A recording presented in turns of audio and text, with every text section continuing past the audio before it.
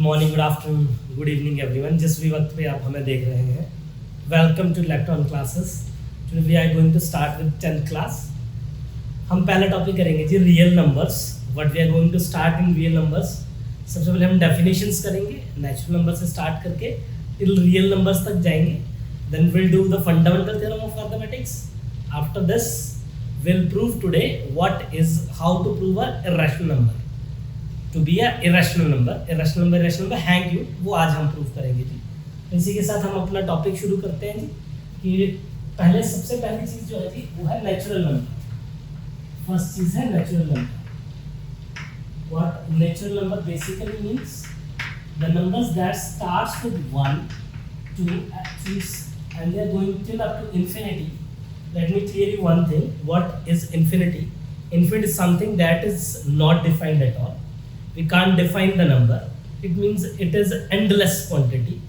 So the number that start from very first number 1 and goes till up to infinity are called natural number. After this we'll move to whole numbers. Whole numbers होते क्या है जी? whole number है जो zero से शुरू होते हैं, जो जीरो से शुरू होते हैं और अनंत तक इंफिनिटी तक जाते हैं, उसे हम बोलते हैं होल नंबर्स। पहले हमने पढ़ लिया नेचुरल नंबर, अब है whole numbers. After moving to whole numbers हम तीसरा कॉन्सेप्ट जो करेंगे होल नंबर के बाद है इंटीजर्स। इंटीजर्स अभी इंटीजर्स क्या है? सारे पॉजिटिव नेगेटिव नंबर्स। सारे positive negative numbers are called integers, like 1 2 3 4 till up to infinity. This is -1 -2 -3 till up to -infinity. All these numbers are here integers. Natural number are generally denoted by capital letter N. They are denoted by W. Somewhere in some books it is denoted by N naught as well. These integers are denoted by Z or somewhere it is denoted by I. तब चौथी चीज जो है जी हमारे पास वो है, हमारे पास इंटीजर्स के बाद है फ्रैक्शन। फ्रैक्शन मैं अभी रैशनल नंबर की बात नहीं कर रहा। फ्रैक्शंस क्या होते हैं? फ्रैक्शंस होते हैं p by q की फॉर्म में, जहां पे q जीरो नहीं हो सकता। q जीरो इसलिए नहीं हो सकता बिकॉज जब भी हम किसी नंबर को जीरो से डिवाइड करते हैं तो नंबर नॉट डिफाइंड बन जाता है। As we cannot divide any number by zero, इसलिए ये p by q फॉर्म है, q is not equal to 0। इसके बाद है जी rational number. Rational number what are these? Rational number क्या होते हैं जी? रैशनल नंबर्स वो नंबर है जो p by q की फॉर्म है, q is not equal to 0। अब देखिए थोड़ा सा वीडियो को पॉज करना, थोड़ा सा सोचना। मैंने सेम ही चीज लिख दी, p upon q, q is not equal to 0। ये भी p upon q, q is not equal to 0। ऐसा क्यों? तो दो टर्म्स होनी ही नहीं चाहिए थी फ्रैक्शन और रैशनल नंबर्स। अब जो भी ये वीडियो देख रहे हैं लगभग 10वीं क्लास में है, 9वीं 8वीं 7वीं पास करके हैं, उन्होंने फ्रैक्शन भी टर्म सुनी है, रैशनल नंबर भी टर्म सुनी है। अगर आप दोनों अलग टर्म्स हैं तभी तो पॉइंट आउट करेंगे मैथ्स में, अदरवाइज हमें जरूरत अगर एक ही पढ़ती हम एक ही चीज़ पढ़ते। तो फ्रैक्शन और रैशनल नंबर के बीच का डिफरेंस क्या है? थोड़ा सा वीडियो को पॉज करिएगा प्लीज और सोचिएगा कि फ्रैक्शन और रैशनल नंबर के बीच का डिफरेंस क्या है। फ्रैक्शंस वो नंबर होते हैं जो हमेशा पॉजिटिव होते हैं। फ्रैक्शंस वो नंबर्स हैं जो हमेशा पॉजिटिव है, और रैशनल नंबर पॉजिटिव और नेगेटिव दोनों हो सकते हैं। जीरो की बात हम करेंगे नहीं थी फ्रैक्शन में, क्योंकि zero can not be a positive number. Zero positive भी लगा दो, नेगेटिव भी लगा दो, इसलिए फ्रैक्शन जीरो नहीं होता। तो फ्रैक्शन हमेशा एक पॉजिटिव क्वांटिटी है। जब भी कोई पूछे आपसे कि फ्रैक्शन और रैशनल नंबर के बीच का डिफरेंस क्या है, तो आपने बोलना है कि वही डिफरेंस है जो होल नंबर और इंटीजर के बीच का डिफरेंस है। इट मींस इंटीजर में नेगेटिव भी आते हैं, पॉजिटिव भी आते हैं, होल नंबर में सिर्फ पॉजिटिव आते हैं। Same is the case in fraction. Fraction में सिर्फ और सिर्फ पॉजिटिव फ्रैक्शंस आती है।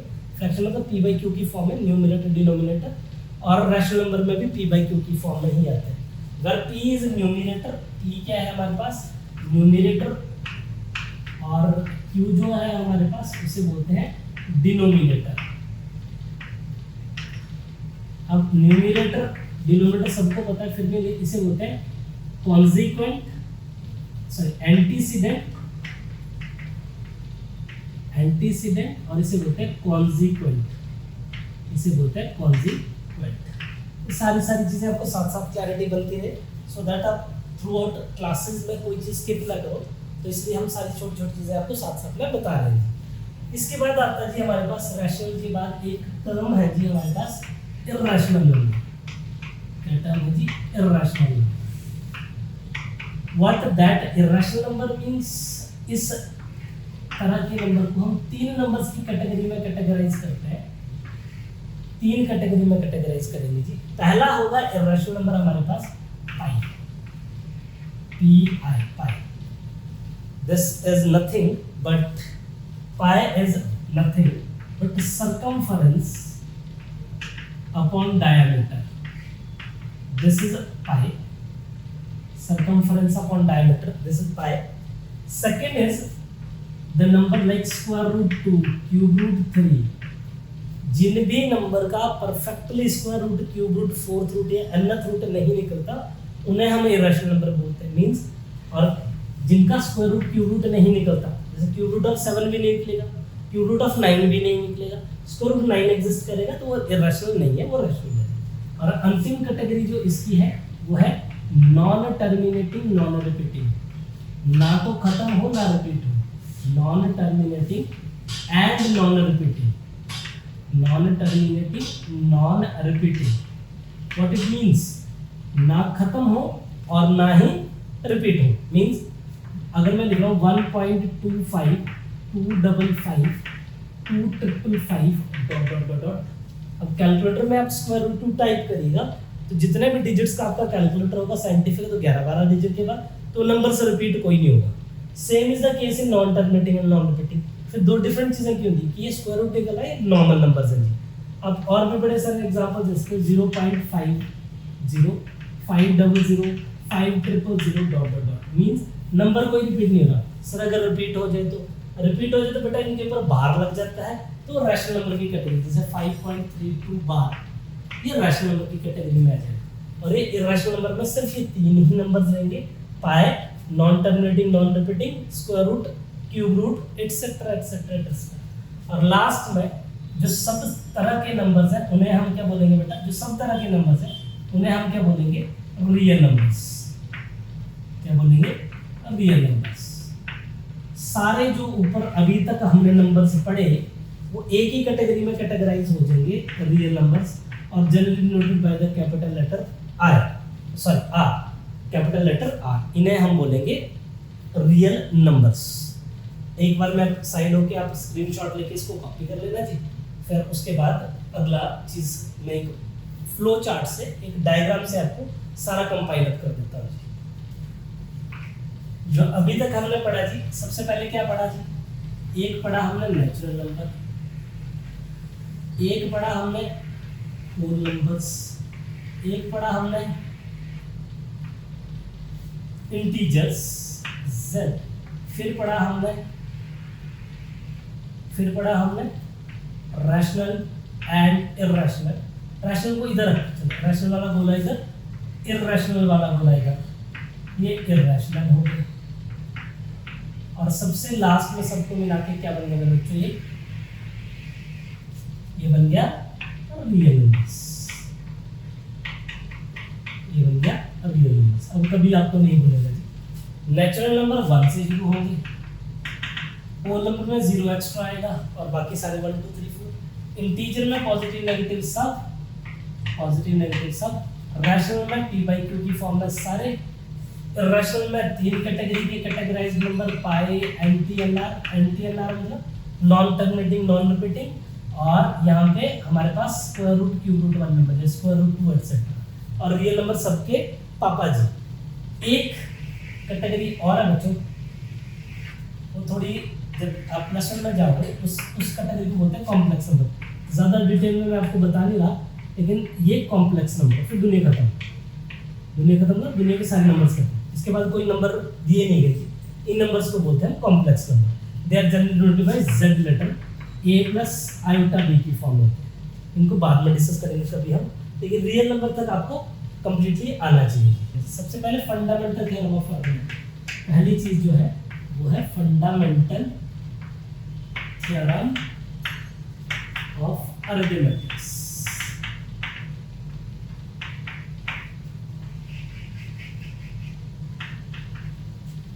फंडामेंटल थ्योरम ऑफ अरिथमेटिक्स क्या बोलती है जी कि हर एक every composite number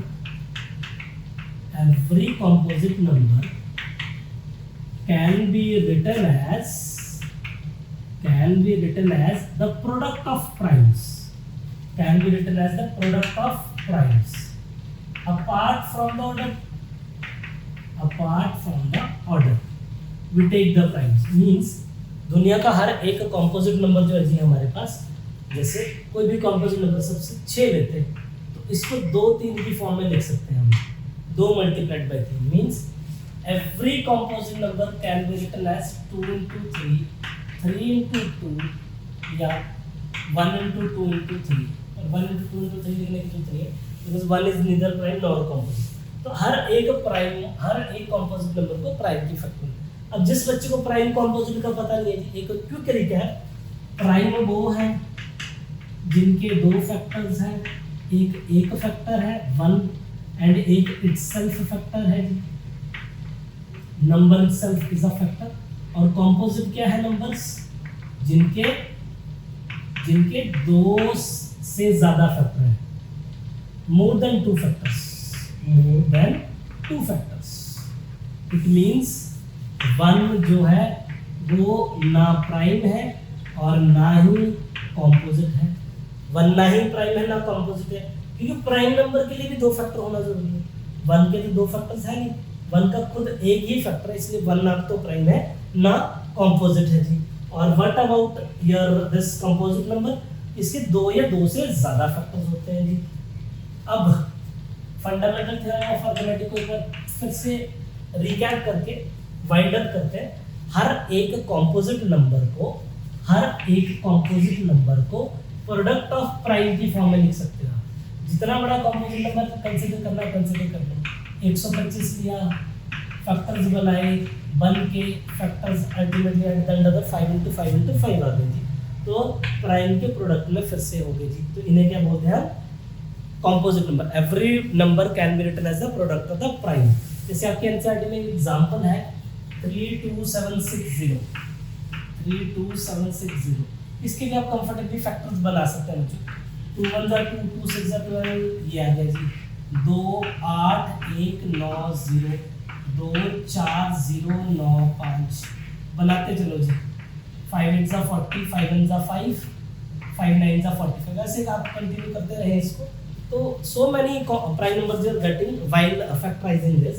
All this particular number means this composite number can be written as the product of so many prime numbers.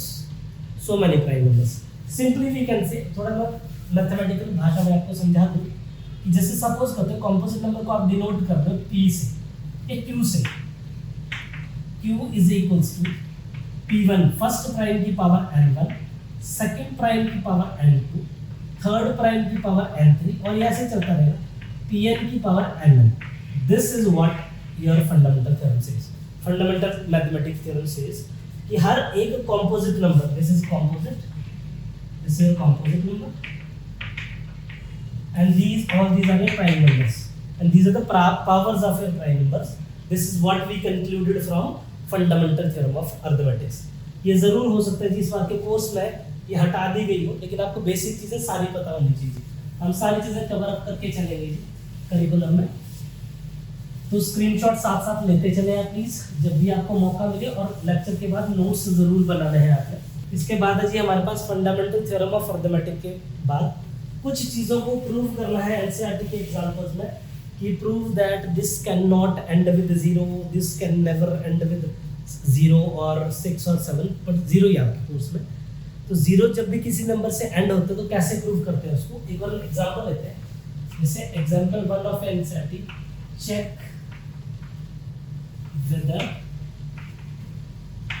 4 to the power n can end with 0 or not. या ऐसे पूछ सकते हैं, show that 4 to the power n can never end with 0. ये भी पूछ सकते हैं. सॉल्यूशन है इसका, आप 4 to the power n के फैक्टर्स बनाइए.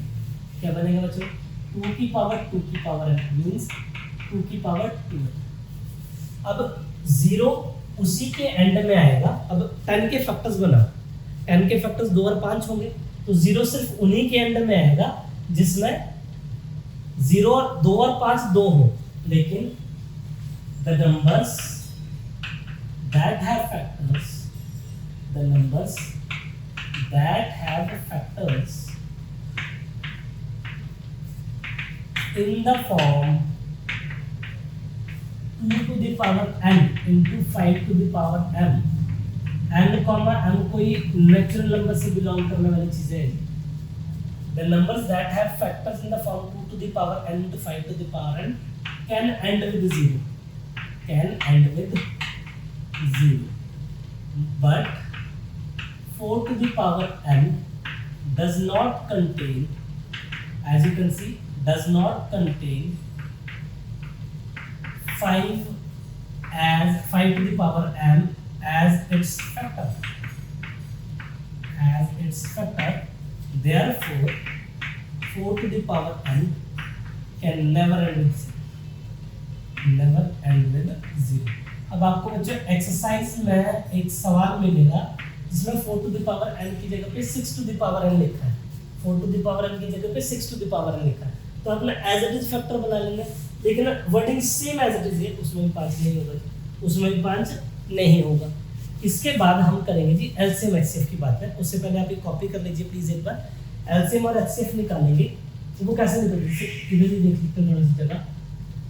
एग्जांपल 2 है एनसीईआरटी का, एलसीएम एंड एचसीएफ। अभी छोटी क्लासेस का कॉन्सेप्ट है। LCM means lowest common multiple, lowest common multiple.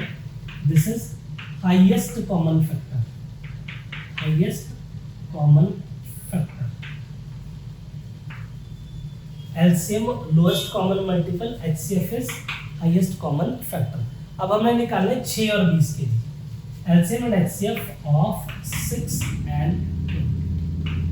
सबसे पहले आप नॉर्मल फैक्टराइज कर दो। कुछ बच्चे इसको बोलते हैं इसका एलसीएम ले लेते हैं, ये एलसीएम नहीं होता बच्चों, ये होता है फैक्टराइज करना। 6 के फैक्टर्स बनाओ, 3 1 2 5 10, 5 1 5। अगर 6 के फैक्टर्स बनाओ तो 2 into 3 होता है, और 20 के फैक्टर्स बनाओ तो 2 into 2 into 5 आता है। अगर आपको एलसीएम निकालना है बच्चों, पहले एचसीएफ का देखो, जो कॉमन कॉमन दिख रहा है ये 2 कॉमन दिख रहा है, anything else is their common नहीं सर, तो इसका मतलब एचसीएफ अकेला 2 आ गया जी। अगर सॉरी एचसीएफ अकेला 2 आ गया यस। और अगर एलसीएम की बात करो तो कॉमन आ चुका है उसको एक बार लिखिए, बाकी रिमेनिंग जो बच गए उनको सबको आपने मल्टीप्लाई करके लिख देना है। व्हाट इट मींस 5 2 जा 10 3 जा 30 2 जा 60।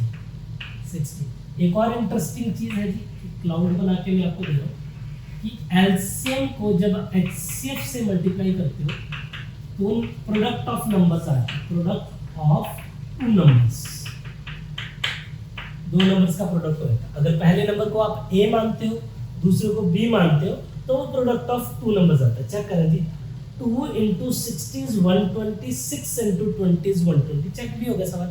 और ये कई बार प्रूव करने को भी आता है, prove that LCM into HCF equal to product of 2 numbers. They are generally denoted in NCERT, it is written as LCM into HCF equal to A into B. A into B, they are 2 different numbers basically, 2 identical numbers. Hope you all got it जी। अब इसका भी एक और screenshot लेना है आपने और फिर मैं अगले क्वेश्चन की तरफ बढ़ूंगा बच्चा। पहले तो आपकी ये आदत होनी चाहिए कि आपको कम से कम एक स्टेप पूरा कंप्लीट कॉपी करना है, उसके बाद 2 स्टेप, और थोड़े दिनों में हम इतना कैपेबल बना लेंगे खुद को कि एक सवाल को हम 2 या 3 बार ही देखेंगे, चाहे उसमें 10 स्टेप है चाहे 15 स्टेप है, 2 या 3 बार ही देखेंगे, समझ लेना है हमने करते करते, वो विद रिस्पेक्ट टू प्रैक्टिस ही आएगा, otherwise it is of no use. हम ये चीज़ भी कर सकते हैं, आपको एज इट इज नोट्स दे दें, नोट्स हर जगह अवेलेबल है जी, आजकल इंटरनेट का ज़माना है, तो उसमें कोई फ़ायदा नहीं होगा कि आप एक एक अक्षर नोट कर रहे हो साथ साथ में, तो कुछ समझ नहीं आएगा आपको। तो ये छोटी छोटी चीज़ें आपको साथ साथ में ध्यान रखते चलना है जी। अब एक और सवाल कर रहे हैं जी, example number 3 of your NCERT. It says find the HCF of 96 and 404। 96 and 404 का फाइंड एलसीएम एंड एचसीएफ। एक एलसीएम निकालना है और एक एचसीएफ निकालना है। तो सबसे पहले 96 के फैक्टर्स बनाओ बच्चा। 2 4 जा 8, 2 8 जा 2 24 जा 2 12 जा 2 6 जा 2 3 जा 3 1 जा। And same is here 404 के फैक्टर्स 2 2 जा 2 101। अब 101 किसी के फैक्टर्स में आता है या नहीं आता है वो आपको चेक करना है। 101 किसी के फैक्टर में आता है, let me check. No, it's a prime number, 101 prime number है। तो यही खत्म हो गया हमारे काम। अब हमने क्या लिखना है बेटा, एलसीएम पहले लिखेंगे एचसीएफ और फिर लिखते हैं एलसीएम। एचसीएफ जो कॉमन आ रहा है ये 101 और इधर एक आ जाएगा ऑब्वियसली। एलसीएम आएगा जी, एचसीएफ आएगा 1 2 आ गए कॉमन, ठीक है जी। एक और 2 कॉमन आ गए, ठीक है जी। बस तो एचसीएफ आ गया 4। अगर एलसीएम की बात करें 2 into 2 तो हो जाएगा, बाकी रिमेनिंग आ जाएगी 1 2 3 3 और 2 लिखेंगे, 1 3 रह गया जी। और इधर का 101 मल्टीप्लाई करना कोई रॉकेट साइंस है नहीं जी, तो आप कंफर्टेबली इसको मल्टीप्लाई करके लिख सकते हैं जी। 2 2 जा 4 4 2 जा 8 8 2 जा 16 16 2 जा 32 32 into 303 कर लोगे आप।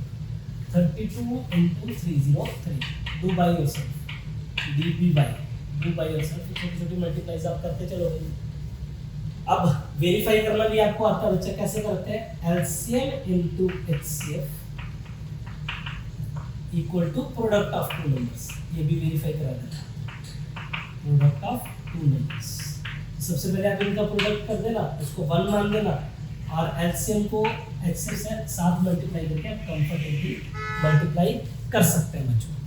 एक और सवाल, अंतिम सवाल है जी, find the HCF and LCM of 672 and एक और नंबर है यहाँ पे 672 एंड 120। फाइंड द एलसीएम, एक एलसीएम निकालना बच्चों और एक एचसीएफ निकालना। सॉल्यूशन, इसमें कोई वेरिफिकेशन नहीं कुछ ही होगी, ऑब्वियस सी बात है कि 3 नंबर्स के लिए कोई वेरिफिकेशन का कोई फॉर्मूला नहीं रहता, सिर्फ 2 नंबर के प्रोडक्ट का ही। सबसे पहले 6 के फैक्टर्स बनाओ, बन गए सर। 72 के फैक्टर्स बनाओ, बन गए जी। इसके बाद बनाएंगे हम 120 के फैक्टर्स, वो भी बन जाएंगे जी।